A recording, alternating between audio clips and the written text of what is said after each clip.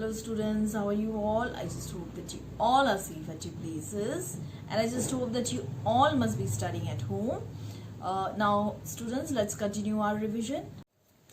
Now students, let's revise chapter number 4, water, and we are going to revise all the question answers related to the chapter water under the heading worksheet 3. Now first of all, water is not an element, water is a compound, okay, and its chemical formula is H2O. Now just like air, water is very essential for all the living organisms, and our earth surface, our three-fourths of the earth surface, it is covered with water. Now water, it is obtained from oceans, rivers, lakes, springs, etc. So there are many sources of water above the earth's surface or on the earth's surface and below the earth's surface. Okay, so question number 1 is give 2 sources of water on the earth's surface and below the earth's surface. So on the earth's surface, the sources of water are rainwater, okay. Even snow and frost is also the natural or the solid form of water, okay.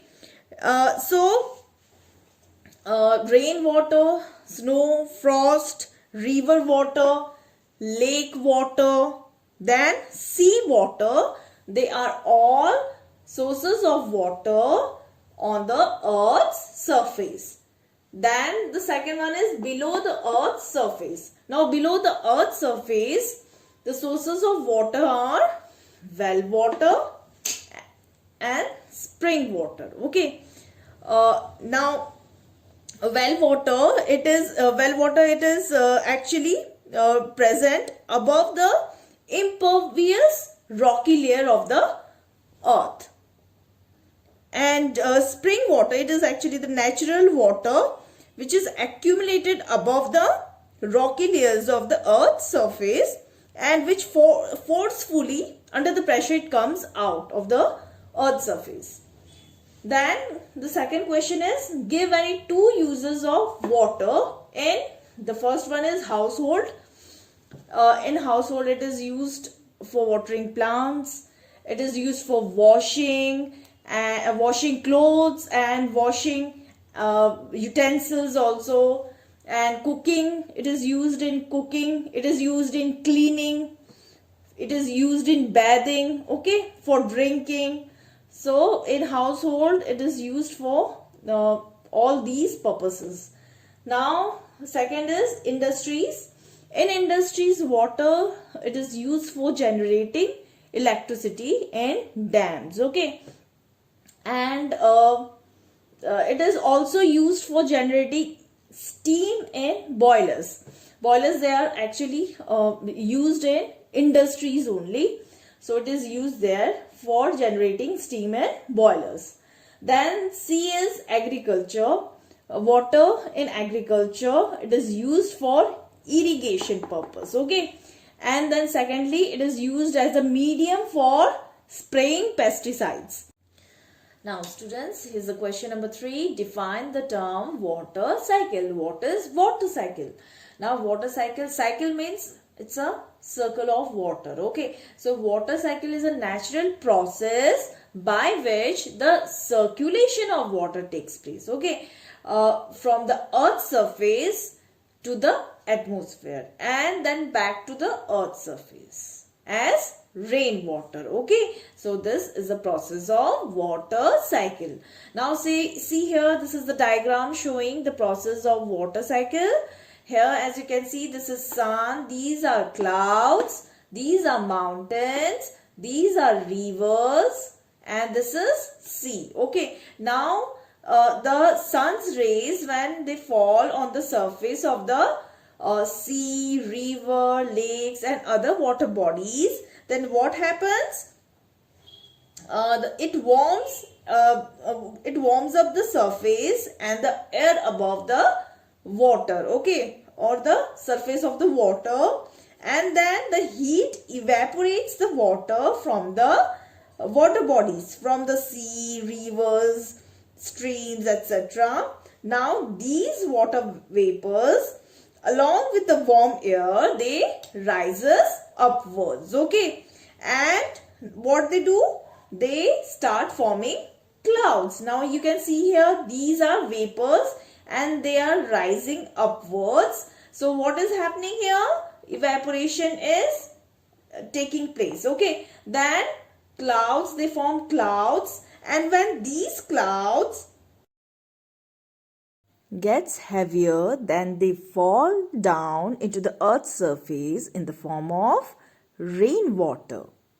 Now here you can see that the rainwater, it is absorbed by the soil and gets collected underground and then flows into streams, okay. Now these streams or the stream water find its outlet into rivers, and later these rivers, they enter into the sea and oceans, okay, and then again evaporation takes place. So you can see there is a circle of water: evaporation, then cloud formation, then rainwater, then streams, then rivers, and again to the sea. So it's a kind of cycle, okay. So this is why the whole process is known as water cycle.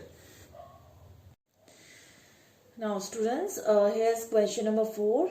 Differentiate between, okay. You have to write at least 2 differences between these, okay. The first one is saturated and unsaturated solution. Now first let's come to the unsaturated solution first. It is a solution which can dissolve more of the solute in it to form a solution, okay. And saturated solution is a solution in which no more solute can be dissolved at a given temperature. And unsaturated solution is a solution in which more solute can be dissolved at a given temperature, okay. Now second one is solute and solvent. Solute, like sugar, salt, these are all solute. So solute are the substances that can dissolve or disappears in a medium or solvent or liquid to form a solution. And solvent is a medium, okay. It is a medium of dissolution where solute can be dissolved in it to form a solution. Example of solute is, just now I told you, sugar, salt, they are solute. And solvent is water, then any other liquid, okay. Then C is chemical pollution and thermal pollution. What is chemical pollution and thermal pollution? So chemical pollution is a pollution in which chemicals, they comes from the industries or factories, and then the waste enters into the sea or other water bodies, okay. That causes pollution, chemical pollution, okay. And thermal pollution is the pollution which comes from the industries or factories. They are actually hot water which is used in the industries of steel and iron industries, and these hot water, it directly enters into the water bodies like sea, ocean, etc., and affecting the living organisms living in these water bodies, okay. So you have to write all this is given in your textbook. So just write down all the differences, at least 2 differences, okay. Then question number 5 is, what is potable water? Name 2 types of water not considered as potable water. So what is potable water? Water which is fit for human consumption and for drinking purposes, okay, is called potable water. Now distilled water and seawater, both are not considered as potable water, okay. Distilled water and seawater, both, they are not fit for human consumption and not fit for drinking purposes also. Then comes question number 6. Write the processes involved in the purification of water. So there are three main processes. They are sedimentation and decantation, filtration and chlorination. Okay. Now students, here are few questions and you have to write their answers from the book. It is there in the book, and I'm not writing the answers here over the blackboard. So here are these questions. Question number 7. Explain the term conservation of water. Write any 4 water saving methods. Question number 8. Write characteristics of potable water. Question number 9. Why water is considered as universal solvent. And question number 10. Write any 6 steps to avoid pollution of water. Now students, here is the diagram of purification plant for city water supply. So here you can see the water which comes from the rivers. Water mainly comes from the rivers. It passes through the purification plant and then it finally reaches our homes. Okay. So here you can see that water from the river, it goes into the pumping tank here. This is the pumping tank. Then from the pumping tank, it goes into the sedimentation tank. Then from the sedimentation tank, it goes into the filtration tank. And then from the filtration tank, it goes into the chlorination tank. Okay, where chlorine is added to remove or to kill the germs. Okay, and then from chlorination tank, it goes into overhead tank. And then it finally reaches our homes. Okay, so these are the processes of purification of water. Okay, now students, question number 7 is explain the term conservation of water and write any 4 water saving methods. Okay, so the answer is here in the book. It is given on page number 67.